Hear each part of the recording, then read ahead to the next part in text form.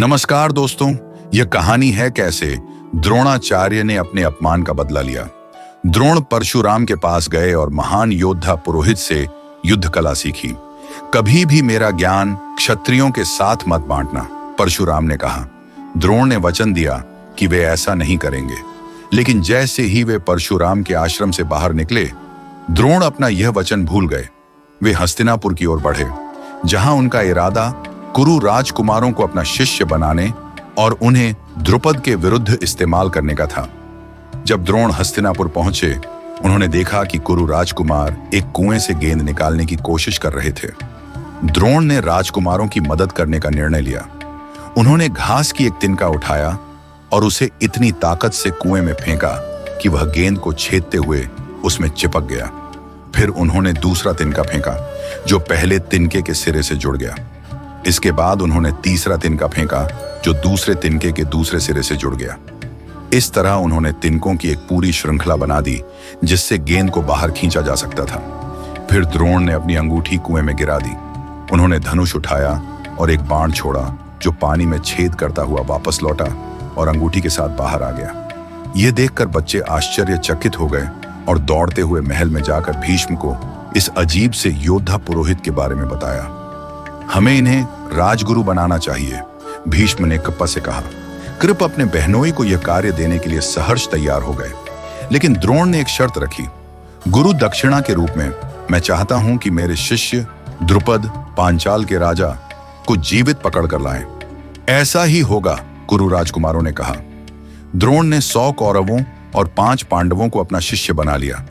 जल्दी ही युधिष्ठिर भाले में, अर्जुन धनुष में, भीम दुर्योधन और दुशासन गदा में और नकुल सहदेव तलवार में निपुण हो गए। समय आने पर द्रोण की गुरु दक्षिणा चुकाने का समय आया। वे पांचाल पहुंचे, द्रुपद की गायों को जबरदस्ती हाँक ले गए और द्रुपद को युद्ध के लिए चुनौती दी। जब द्रुपद अपनी सेना के साथ गायों को बचाने के लिए बाहर निकले, अर्जुन ने कहा, हमारे गुरु चाहते हैं कि हम द्रुपद को जीवित पकड़ें। हमें उनकी सेना से लड़कर अपनी ताकत नहीं गंवानी चाहिए। पांडवों को अर्जुन की बात समझ में आई, लेकिन दुर्योधन, जो पांडवों से कभी सहमत नहीं होता था, ने अपने 100 भाइयों को पांचाल की सेना पर सीधा हमला करने का आदेश दिया।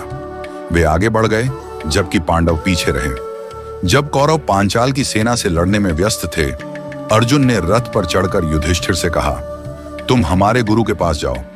हम 4 तुम्हें द्रुपद को पकड़ने के बाद वहीं मिलेंगे। भीम आगे बढ़कर अपनी गदा को जंगली हाथी की तरह घुमाते हुए मार्ग बना रहे थे और नकुल सहदेव रथ के पहियों की रक्षा कर रहे थे। अर्जुन सीधा द्रुपद की ओर बढ़े। द्रुपद, जो कौरवों से व्यस्त थे, चौंक गए। इससे पहले कि वे अपनी रक्षा कर पाते, अर्जुन ने उन पर झपटकर उन्हें जमीन पर गिरा दिया।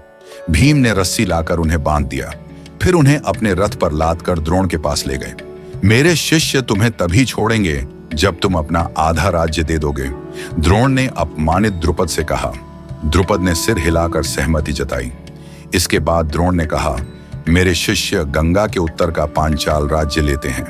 अब तुम्हारा शासन केवल दक्षिणी हिस्से तक सीमित है। कुरु राजकुमारों ने विजित पांचाल भूमि को अपने गुरु को दक्षिणा के रूप में अर्पित किया, जिसे द्रोण ने प्रसन्नता से स्वीकार किया। फिर द्रोण ने द्रुपद से कहा, अब मैं आधे पांचाल का स्वामी हूं और तुम आधे के। अब हम बराबर हैं। क्या अब हम मित्र बन सकते हैं? हाँ, द्रुपद ने कहा, लेकिन उन्होंने अपनी हृदय में जलती प्रतिशोध की आग को छिपा लिया। तो दोस्तों, अगर आपको यह कहानी पसंद आई तो लाइक करें और हमारे चैनल को सब्सक्राइब करें। ऐसे ही अनसुने पौराणिक रहस्यों के लिए जुड़े रहें। जय श्री कृष्णा।